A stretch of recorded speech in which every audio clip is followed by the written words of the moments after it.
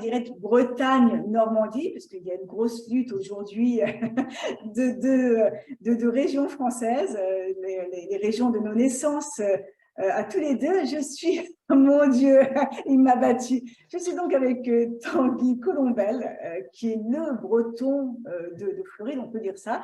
Donc, on est en direct de Palm Beach, d'un côté, puis moi, je suis dans le froid. Je suis à New York, qui traverse une grave crise de température très, très basse. Donc, voilà, ça ne se voit pas, mais… Un blizzard, un blizzard. Un blizzard, un temps terrible, une tempête, je ne sais pas, nous sommes au chaud. Bonjour Tanguy.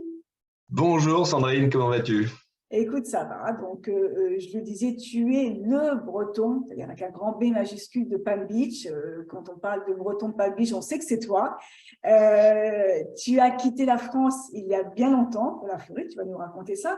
Mais j'aimerais qu'aujourd'hui, tu nous présentes ce livre que tu vas nous présenter là, visuellement en le levant, la Saint-Ousla. Voilà, il faut que je fasse tout ici, moi. La Saint-Ousla. Et moi, j'ai envie de commencer par une question que j'ai eue quand j'ai découvert ce livre, à savoir, c'est quoi ce titre? Alors la Saint-Ousla, c'est une expression de ma mère qu'elle utilisait assez régulièrement. Elle s'étonnait qu'on puisse célébrer Noël, Pâques, etc., mais qu'il n'y ait pas de jour spécifique pour célébrer le fait que tout le monde était à la maison. Parce que la famille a toujours été une notion importante dans ma famille. C'est mes deux parents, mes trois sœurs et moi-même. On était une famille unie, soudée, etc. Et ma mère aimait le fait de se réveiller, comme je pense toutes les mères, hein, aiment le fait d'avoir toutes ces ouailles autour d'elle. Et donc, elle voulait créer une espèce de fête qui célèbre le fait qu'on soit tous à la maison. Et donc, elle a inventé ce terme, la Saint-Ousla, c'est-à-dire le jour où tout le monde est à la maison. Donc, à chaque fois qu'on était tous ensemble, on célébrait la Saint-Ousla, c'est-à-dire quand on était petit, quasiment tous les jours. Mais l'idée aussi, c'est que à la maison était toujours ouverte aux 4 vents à toute personne qui avait besoin d'un lit, d'un repas chaud ou d'un abri. Donc, on célébrait toujours la Saint-Ousla plus 1, plus 2, plus 3, plus 4. Et souvent, on avait une grande table avec des bancs et des chaises au bout.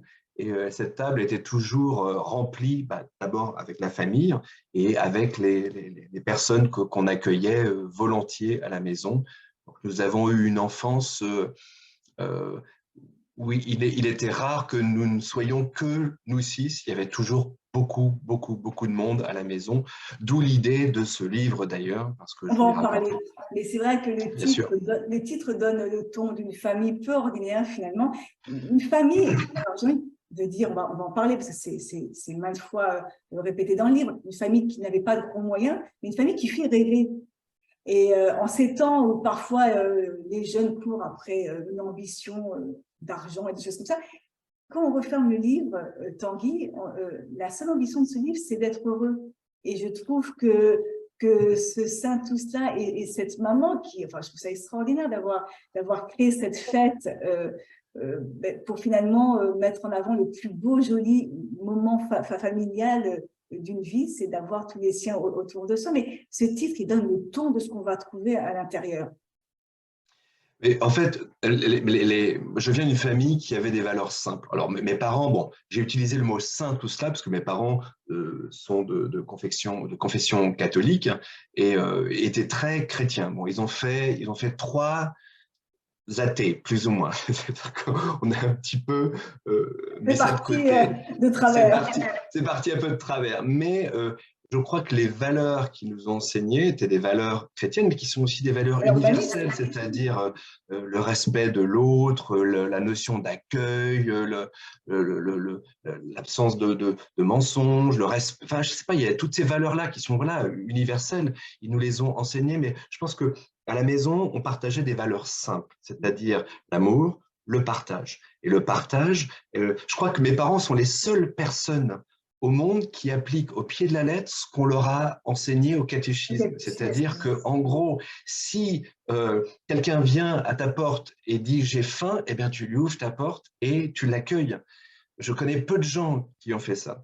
Et alors peut-être que mes 3 sœurs, mes 2 sœurs, parce que j'en ai une qui est décédée, mais mes 2 sœurs et moi, on a un petit peu mis de côté la religion, mais ces valeurs-là, on les a toujours gardées. C'est-à-dire que je crois que mes parents, ils ont réussi leur Ça, ils ont mission. regardé.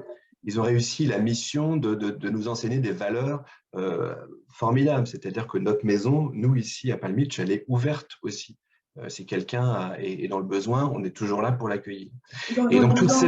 Dans le besoin ou pas, parce que je sais que pour se parler régulièrement, il y a toujours des invités qui passent chez toi. Et Toujours, voilà, c'est cette notion de maison ouverte, d'amis, de toujours. gens qui ont besoin.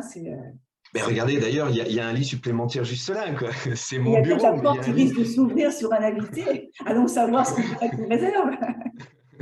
On a des invités en ce moment, mais et si tu veux, c'est vraiment le fait que, ouais, on avait vraiment, je crois que j'ai des parents, enfin ma mère est aussi décédée il y a maintenant 12 ans, mais j'ai eu des parents extraordinaires, mais en dehors de l'ordinaire, euh, qui nous ont, alors il n'y avait pas un rond à la maison, mais il fallait toujours qu'il y ait une place, on avait toujours la part du pauvre à la maison, il y a toujours quasiment un couvert supplémentaire à la maison pour les gens qui seraient arrivés et qui auraient eu besoin de manger, quoi. Donc, on a été élevés dans cet esprit d'accueil et de partage. Et les parents ont réussi leur challenge, quoi, enfin, leur mission de parents, et ont fait de nous des adultes, justement, Humain et responsable. humains et responsables et accueillants. Donc, Alors, il y a cette notion-là, puis il y a une autre notion qui est importante dans le livre pour nous, les quinquas, c'est que quand on referme le livre, ben, on reste un petit peu orphelin de cette vie d'avant. Et moi, j'ai envie de te demander, est-ce que c'était mieux avant? C'est-à-dire qu'une fois que tu as achevé ce livre, est-ce que tu t'es dit, finalement, c'était quand même bien avant et on a perdu des choses, ou pas? Ou est-ce qu'il y a une balance avec ce qu'on gagne et ce qu'on perd qui fait que bah, finalement, la vie d'aujourd'hui, elle est aussi bien, même si elle est différente? je crois qu'il y a deux périodes dans la vie. Il y a la période de l'enfance où on est insouciant, mais je pense que pendant que nous, on est insouciants, les parents balisent complètement. Mais je pense que le récit se passe dans les années 80. Donc évidemment, je parle de tous mes souvenirs avec les petites Madeleines de Proust qu'on avait à l'époque, etc. Et on parle beaucoup d'insouciance, même si, bon, le livre parle donc d'une famille accueillante, etc. Mais il y a aussi une autre piste de lecture où on comprend que cette famille, elle se bat pour survivre, elle n'a pas d'argent, ça a été compliqué pour mes parents, vraiment extrêmement, ça a été extrêmement difficile. Mais est-ce que tu penses que du fait que ta famille est un petit peu perchée, mais alors au sens positif, parce que moi Non, mais je suis d'accord, je suis d'accord. Que la normalité d'un ennui n'est pas possible, est-ce que le fait qu'elle soit un peu perchée lui a permis de vivre différemment ces situations difficiles, la perte du travail de ton père, etc. Est-ce que justement, je sais pas, cette façon de vivre un peu différente, cette croyance en des choses qui ne sont pas celles de tout le monde, est-ce que ça leur a permis de traverser ces moments difficiles Mais alors, je peux pas parler pour mes parents, mais c'est vrai que nous, le fait que les parents soient justement perchés, moi je dis souvent que ma famille était un peu déglingo, quoi. C'est-à-dire qu'ils sont un peu, voilà. Mais nous, de voir nos parents un petit peu déglingos, ça nous a un petit peu transformé cette réalité qui était difficile à vivre au quotidien. On se contentait de peu de choses. Il y a un chapitre où je parle d'un lecteur, comment dirais-je, d'un magnétophone. Le magnétophone, on avait une cassette vierge et on enregistrait des conneries dessus pendant des heures et des heures et des heures. Et ça nous faisait des mois d'animation, tu vois. Donc avec peu de choses, on s'amusait comme des fous. Alors qu'il y avait, parfois, on avait des coupures EDF à la maison parce qu'on ne payait pas les factures. Donc, mais heureusement, on avait ce lecteur, cet enregistreur, ce magnétophone qui marchait avec des piles. Donc, même quand il y avait des coupures, on pouvait continuer à s'amuser. Donc, si tu veux, notre regard, nous, d'enfants, il a été un peu biaisé par le fait que je pense qu'on avait des parents qui essayaient de nous faire voir un petit peu le bon côté des choses pendant qu'eux dealaient avec une réalité qui était très difficile. Est-ce qu'ils ont essayé de vous préserver ou est-ce qu'il y avait une forme d'inconscience ou d'insouciance aussi chez eux, peut-être salutaire, ou est-ce que tu penses vraiment qu'ils ont essayé de vous préserver en vous donnant un autre aspect, enfin, voilà, faire en sorte que vous ne subissiez pas les problèmes des grands? Compliqué de répondre à ça. Je pense qu'il y a une part d'eux qui essayait de nous préserver, mais c'était tellement le nez dans leurs emmerdes qu'il a fallu que nous, on crée on se crée une espèce de bulle à côté. Alors, Mais une bulle qu'ils n'ont jamais crevée, eux. C'est peut-être ça qui nous a sauvés. bizarre, oui. C'est-à-dire qu'ils auraient pu nous dire « Non, mais arrêtez de rêver, la réalité, elle est dure. » Non, ils ne l'ont jamais fait. Ils nous ont laissé voilà, dans notre petite bulle d'insouciance. Alors Le même monde de Casimir, de l'île aux enfants.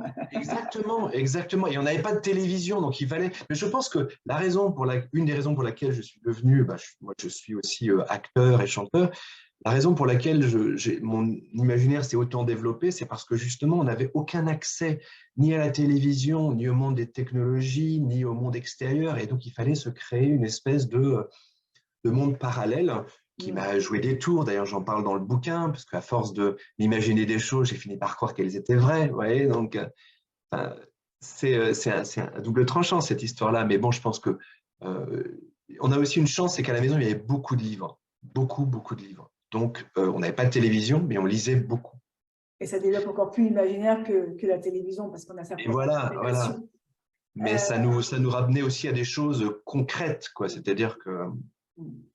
Alors, tu parlais de Madeleine de Proust. J'aime bien ce mot parce que c'est vraiment le mot qui ressort après la lecture. En tout cas, alors, Madeleine de Proust, pour nous les quinquas, et pour les plus jeunes, accès à un monde qu'ils ne connaissaient pas, qui est toute une époque formidable. Moi, j'ai retrouvé les marques Suma, les supermarchés Suma, mon moment privilégié du samedi matin pour les courses de la semaine. Alors, donc voilà, donc il y a des émissions, tu parles d'émissions, tu parles des expressions aussi. En vérité, tout ce qu'on a enfoui un peu dans notre mémoire, tu nous le rappelles. C'est quoi ce livre? C'est un hommage, une crise de nostalgie de la cinquantaine? C'est quoi? Pourquoi tu as voulu écrire ce livre? Il y a eu deux déclics. Le premier, enfin coup sur coup, bon, j'ai trois sœurs, il y en a une qui est décédée, mais elle était très handicapée, donc elle est décédée jeune, elle est décédée à 50 ans.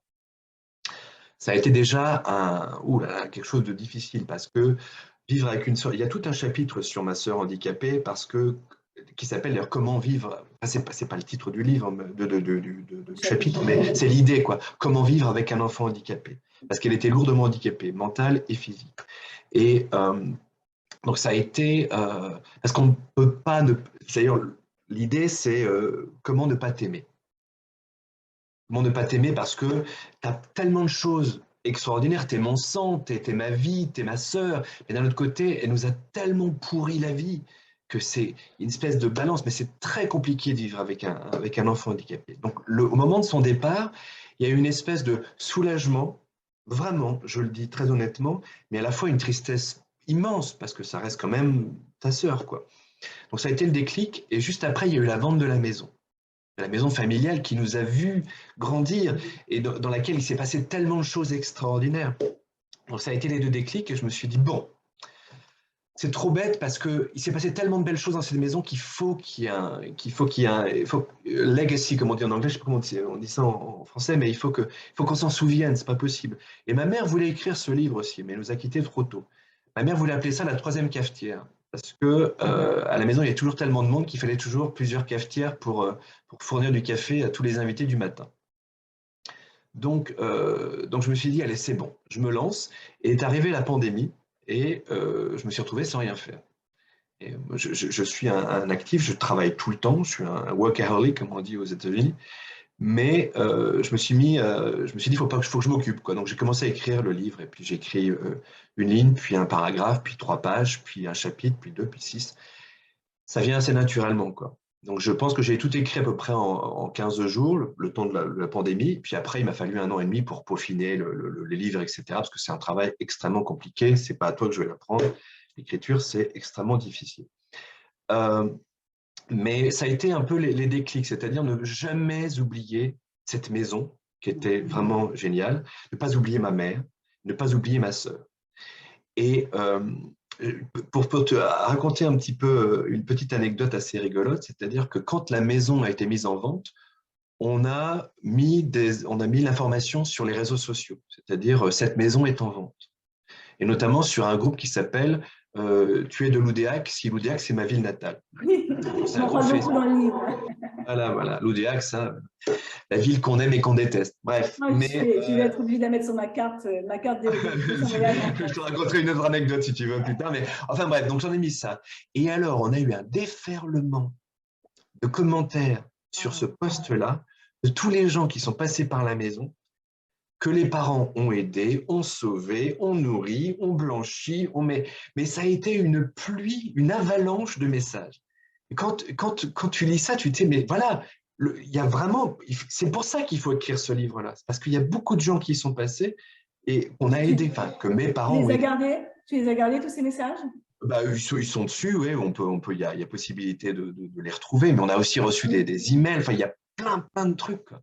Et comme on dit aux États-Unis, you're overwhelmed. Oh, il y a une espèce de bouffée de, J'ai vraiment eu une famille formidable. voilà, une famille formidable. Et c'est pour ça qu'il fallait écrire ce livre-là. C'est pas pour la gloriole, c'est pour ça, Alors, pour le message et les choses que les parents ont fait et qui ont laissé une empreinte dans la vie de ces gens. ouais, c'est vrai on a envie de le raconter. On a envie que ceux qui viennent après nous, les petits-neveux, qu'importe, tous ceux qui sont autour de nous, connaissent un peu l'histoire de cette grande maison qui a accueilli autant de monde. Donc, tu le disais, tu es acteur, tu es chanteur, tu as donc l'habitude des applaudissements, tu contactes avec le public, d'une petite gloire qui est la tienne, mais un livre, c'est une aventure différente. Et tu sais, j'en parlais avec Valérie Zetoun, qui est donc grand producteur de musique, qui a produit Johnny Hallyday, Eddie Mitchell, les plus grands.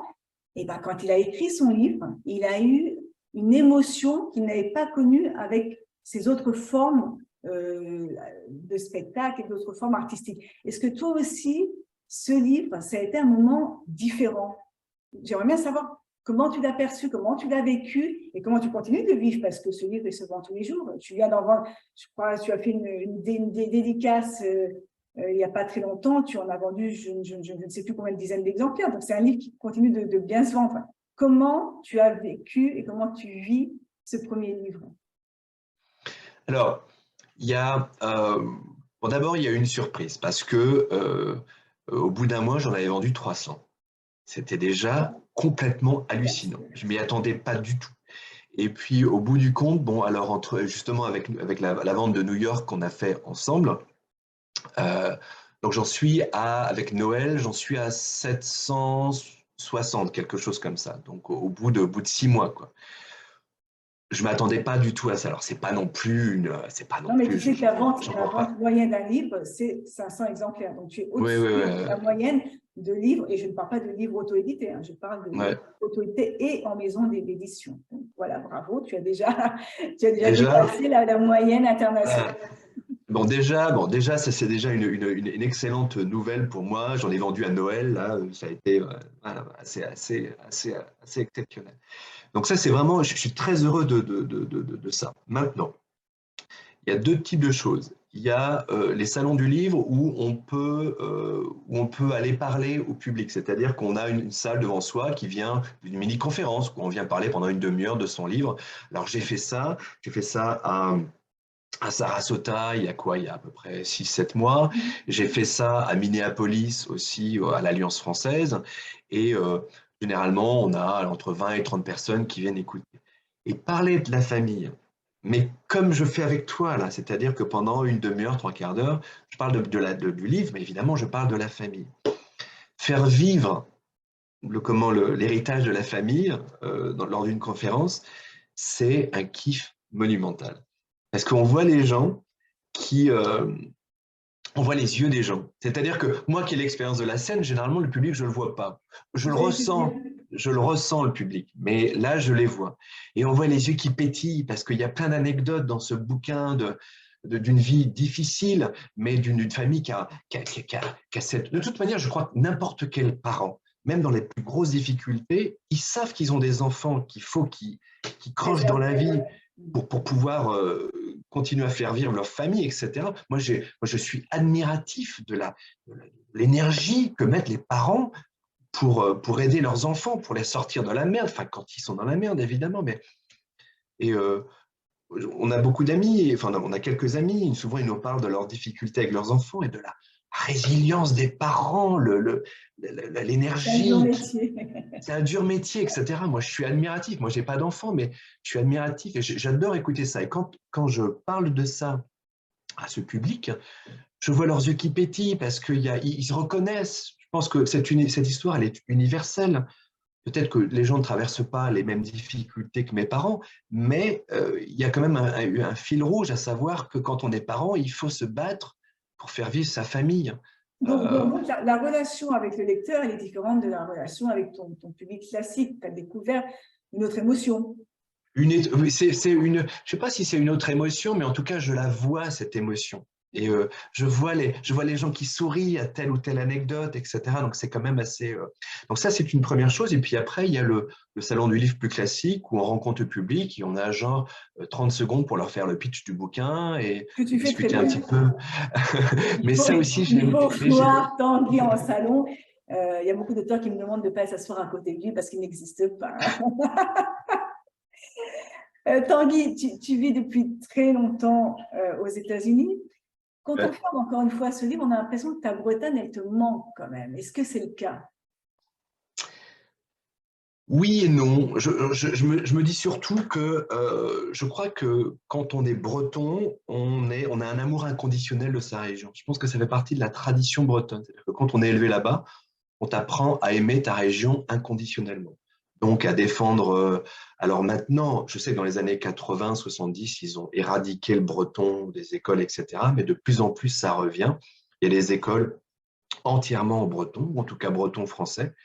Donc, on apprend à aimer la langue, on apprend à défendre aussi l'argot, qui est le gallo là-bas, qui fait partie c'est la région entre Loudéac et Rennes. On parle beaucoup gallo, donc on le défend. D'ailleurs, j'ai lu un article, une femme qui a été élue euh, meilleure, ça se dit galocienne, mais en tout cas, celle qui parle le mieux le gallo en Bretagne. C'est hallucinant, ça fait les titres des journaux quoi, locaux. C'est formidable.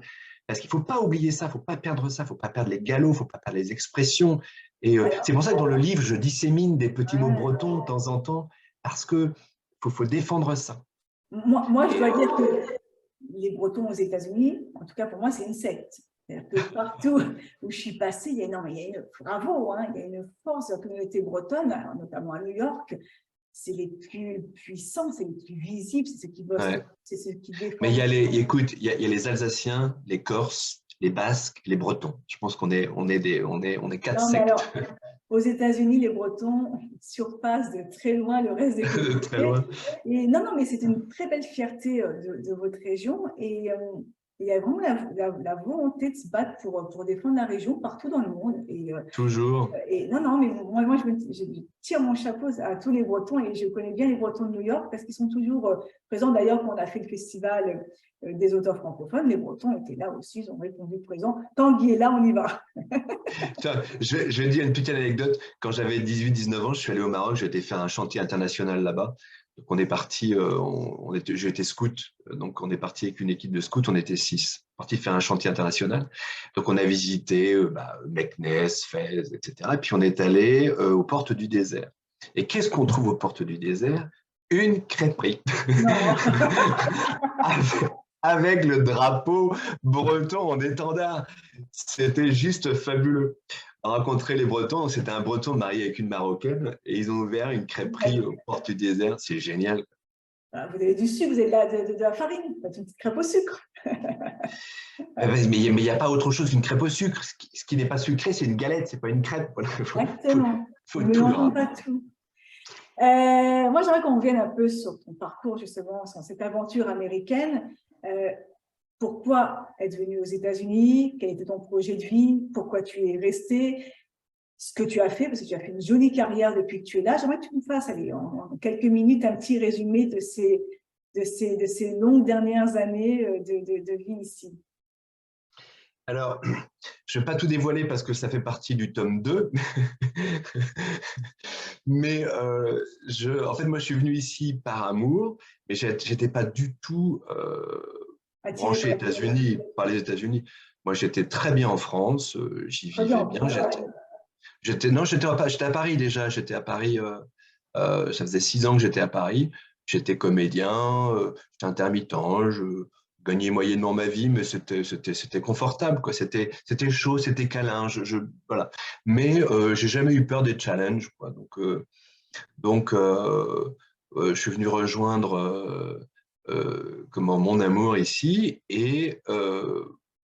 mais il a fallu tout réapprendre, quoi, tout recréer, tout. Et d'ailleurs, je te tire mon chapeau parce que tu joues en français, enfin tu doubles, mais tu joues en anglais, tu joues en espagnol. Ouais, ouais. Bah, il a tout fallu, il a tout fallu réapprendre, quoi. Mais encore une fois, moi, je suis caméléon. J'ai peur de rien. On en parlait un peu taureau que sur les, sur les bords, mais il faut, parce que sinon, on ne tire rien de la vie, quoi. Moi, je viens vraiment de nulle part. Je viens d'un fin fond de la Bretagne. J'ai simplement reçu de la part de mes parents une bonne éducation. L'expression de ma mère, c'était croche dedans. Et vraiment, c'est croche. Voilà. Croche dedans. Et tu veux quelque chose, prends-le. Donc, j'y suis allé. Bon, je me suis démerdé. Il a fallu apprendre l'anglais. J'ai appris l'anglais. J'ai commencé à travailler avec des gens qui parlaient espagnol. Bah, je me suis mis à l'espagnol. Et puis, il a fallu trouver un agent. Je m'en suis trouvé un. Mais j'ai eu peur de rien. C'est-à-dire que euh, je me souviens, mes premières auditions, je balbutiais des mots, des textes que j'avais appris vaguement en anglais. La première comédie musicale, c'est une comédie musicale sur Jacques Brel qui s'appelle Jacques Brel is alive and well and living in Paris. C'est vraiment le spectacle musical qui m'a mis le pied à l'étrier. Première audition, j'ai chanté une chanson en français, c'était Ne me quitte pas. Une chanson en anglais, j'ai chanté New York, New York. Pas du tout ma tessiture, rien à voir, mais bon, j'y suis allé, vas-y. Bah. Et puis, ils étaient là en train de me parler en anglais, puis j'étais là, je comprenais rien de ce qu'ils me racontaient, mais j'y suis allé, quoi. Et ils m'ont engagé on the spot, quoi, comme on dit aux États-Unis. Parce que j'étais exactement ce qu'il leur fallait pour leur comédie musicale. Et donc, la plupart des chansons, je les ai chantées en anglais. J'ai appris les chansons phonétiquement, quoi. Oui. C'était vraiment. Mais tout ça, cette confiance en toi, parce qu'il faut de la confiance en soi pour faire ce que tu as fait. Je pense que c'est aussi lié à tout cet amour familial, tout cet amour qui est dans cette maison, qui a fait de toi un être non, un être. Je pense que tu enjolives un peu. Je crois qu'il y a beaucoup d'inconscience, plus que de la confiance. Moi, je doute tout le temps. Je doute tout le temps. Et à partir du moment où on me dit c'est bon, donne le feu vert, je commence à gagner un petit peu en confiance. Mais c'est vrai que tu demandes à n'importe quel comédien, il y a beaucoup de doutes, hein, on passe notre temps à douter. Mais non, je pense que ce que mes parents m'ont apporté, c'est la niaque. La niaque. C'est-à-dire que tu viens de nulle part, mais tu vas arriver à quelque chose. Voilà. Ça, ils m'ont donné. C'est rigolo parce que c'est très américain, je trouve. C'est ce qu'on apprend ici dans les écoles aux enfants. On leur met souvent une nappe monde dans la main en disant « le monde t'appartient ». Ouais. Toi, d'où que tu viens, tu peux y arriver comme les autres. Donc, c'est drôle que tu sois arrivé, parce que ce n'est pas du tout français pour le coup, que tu sois arrivé dans ce pays où c'est un peu le leitmotiv avec déjà ça en tête. Et c'est drôle parce que l'Amérique a toujours flirté avec nous toute notre vie. Il y a tout un chapitre sur le fait que mon père on aurait dû déménager aux États-Unis quand j'avais 7-8 ans. Ça ne s'est pas fait. Mais vraiment, ma vie a toujours flirté avec les États-Unis. Mais même, tu as raison, l'éducation, c'est assez américain, ce mode de fonctionnement. Et puis finalement, tu vois, j'y arrive. Et moi, j'aime bien, quand je rencontre les Français qui vivent aux États-Unis, j'aime bien les histoires de gens qui sont arrivés ici complètement par hasard. Oui. Un peu comme moi. Et qui n'ont jamais rien fait, rien dit, tu sais, qui ne se sont pas battus, tu sais, qui sont arrivés ici un peu comme ça. Et je vais voir ce que je vais y faire. Voilà. Mais je n'ai rien contre les gens qui ont beaucoup d'ambition et qui veulent venir réussir aux États-Unis. Mais l'histoire est un petit peu moins jolie que ceux qui sont arrivés ici, genre la fleur au fusil. Genre, qu'est-ce que je fais là? Bah, tiens, je m'y plais bien, je m'y installe, quoi. J'aime bien ce genre d'histoire. Ça évite nombre de déceptions de ceux qui pensaient pouvoir bouffer tout cru l'Amérique et les Américains. Et qui... Oh là là là là. Tu sais, ça fait 20 ans que je suis là. Et on voit. J'en ai vu arriver, j'en ai vu partir. Oh là là, c'est... Donc, ça évite mieux d'arriver avec une petite envie de découvrir les choses, de voir comment ça va se passer, de voir comment on va s'installer. Il y a un truc aux États-Unis, ouais. Non, il y a une expression aux États-Unis qui dit no expectation, no disappointment. C'est-à-dire que tu n'attends rien, tu ne seras pas déçu. Voilà. Moi, j'aime bien ça. Toujours pas de sport dans ta vie? De sport? Alors, je sais que dans le livre, c'est un gros mot. Je voulais savoir si l'Amérique t'avait changé. Ah non, ce qui se passe, c'est qu'il a fallu, quand même, j'ai maintenant 48 ans, donc il a fallu que je me trouve quelque chose, j'avais un petit peu des problèmes de dos. Donc j'ai commencé à faire du yoga et c'est parfait parce qu'il n'y a pas de compétition. Je suis le seul garçon parmi une équipe de nanas entre 70 et 80 ans. Donc, Donc quelques enfants. je passe pour le beau gosse de service, j'adore. Alors, tu nous as dit au détour d'une phrase tout à l'heure que tu ne voulais pas dévoiler ton second livre. Donc, on a compris qu'il se passait quelque chose. Donc, tu as fini d'écrire, tu es en train d'écrire, ça va sortir Je suis- bientôt. Non, ça sortira pas bientôt parce que je suis un lent.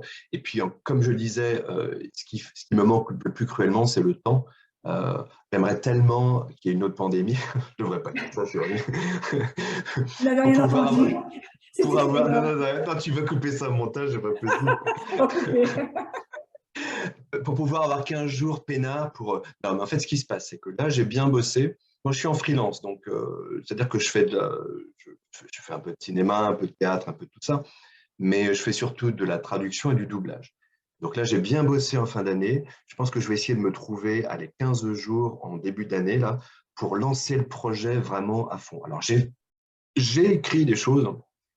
J'ai déjà le canevas du livre, mais il me faut un moment off pour vraiment me mettre à fond dedans. Et c'est toujours compliqué, hein, mais l'idée est là, l'envie y est. Justement, j'allais te demander pourquoi tu fais ce deuxième livre. Il y avait besoin de le faire, l'envie. C'est quoi qui t'a mis de nouveau devant ton ordinateur pour écrire un second ouvrage?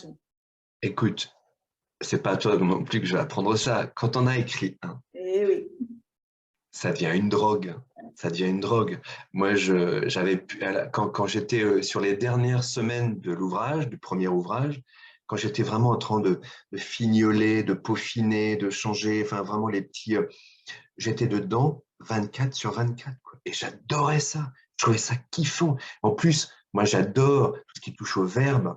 Donc, essayer de trouver des manières plus judicieuses de dire ceci ou de dire cela, d'éviter des répétitions, ça devient une espèce de puzzle dans ta tête, c'est magique. Moi, j'adore ça. On a un jeu avec ma tante, la sœur de ma mère, à chaque réunion familiale, on essaye de s'épater ça, c'est vraiment des trucs de nerd, hein. C'est des trucs de nerd, c'est-à-dire qu'on est en train de s'épater, en train d'essayer de faire comprendre à l'autre que ça, c'est une règle de grammaire qu'il faut respecter, que toi, tu la respectes pas et que Écoute, là, il y a accord, là, il n'y a pas accord. je te propose de faire des tutos sur TikTok, ça marchera bien. Sur les Ah, mais règles ça de pourrait, grammaire. mais c'est fabuleux, c'est fabuleux. La complexité de la langue française est magique et magnifique, hein. C'est terrible. Non, mais elle est terrible pour un étranger, mais même pour nous, hein. Moi, je me suis fait aider par, comment ça s'appelle enfin, j'ai une application, c'est pas une application, mais un programme sur mon ordinateur qui me corrige les fautes, etc. Et qui me pointe du doigt des trucs. Je me dis, c'est pas possible, hein. Bon, tu vas sur Internet, tu regardes, et en effet, là, il y a accord, là, il n'y a pas accord, là, il y a ci, il y a ça. Bon, alors, Voilà. le deuxième livre parlera de quoi? Parce qu'on a l'impression, en fermant le premier, que tu nous as quasiment tout dit, mais non, alors. Mais en fait, ce qui se passe, c'est qu'on va continuer. C'est-à-dire que la vie qui suit, c'est la vie à Paris. Mais la vie à Paris, c'est en fait une transition entre la vie bretonne et la vie américaine, quoi. Et j'ai d'ailleurs le titre parfait, mais je ne vous le dirai pas. Mais j'ai le titre parfait qui fait justement la transition entre la Bretagne et les États-Unis, puis ma vie à Paris, qui a été extrêmement riche. Mais je n'oublierai pas non plus le lien familial, parce qu'il m'a aussi beaucoup aidé pendant cette période de transition. Et, euh, et en fait, je vois ça comme une espèce de voyage initiatique, c'est-à-dire que vraiment, je quitte la Bretagne, je suis bécassine, et j'arrive aux États-Unis. Je pense que je suis devenu un peu adulte, quoi. Mais je pense vraiment que je suis un Candide, quoi. Et d'ailleurs, pour retravailler sur ce livre, pour travailler sur ce livre, je me suis relu L'Alchimiste de Paulo Ah, Coelho, parce que je me suis dit, il me faut un récit initiatique dans la tête pour pouvoir recréer moi aussi intéressant. parcours initiatique. Et j'ai trouvé une phrase dans le livre de Paulo Coelho que j'ai noté, ce sera sans doute la première phrase de mon bouquin, c'est « Quand on veut une chose, tout l'univers conspire à nous permettre de réaliser notre rêve ». Et là, ta mère dit amen. Exactement, mais je trouve que cette phrase magnifique, c'est vraiment l'idée de « aide-toi et le ciel t'aidera », c'est exactement ce que me disait ma mère. Alors, est-ce qu'il y a une petite actualité dans les semaines et les mois à venir, une petite actualité non pas littéraire, mais artistique? Non, je suis toujours dans mes traductions, etc. Il y a toujours l'idée que j'ai tourné une série il y a un an de ça, un truc qui est sorti, qui a marché. Je pense qu'ils vont faire une seconde saison, donc peut-être qu'ils feront appel à moi parce que j'étais dans la première. Mon personnage n'est pas mort dans la première saison. C'est la série où tu joues le grand méchant? Oui, mais je suis toujours les grands méchants. Moi, je suis toujours et les mecs qui étripent, qui cassent, qui explosent, Donc, moi, j'aime bien, j'adore ce genre de personnage, parce que c'est pas du tout mon personnage, mais c'est drôle parce que de temps en temps, Facebook me rappelle ce que j'ai posté, et donc j'ai posté des vidéos des premières séries que j'ai tournées, et, on me voit en gardien de prison arriver dans une prison en réveillant les détenus en faisant « Salut les salopes !» Enfin, en anglais, hein, « Salut les salopes ! Réveillez-vous !» Enfin, des trucs comme ça. Mais alors que c'est pas du tout moi. En plus, c'est pas du tout le vocabulaire que j'utilise. Mais j'avais pris un plaisir immense à faire ça. Et en même temps, tu sais, ça permet ce genre de rôle, ça te permet d'évacuer tout ton stress, ta haine, ton machin, c'est génial. Tanguy, on est à quelques jours de la nouvelle année 2023. Qu'est-ce qu'on peut te souhaiter pour 2023?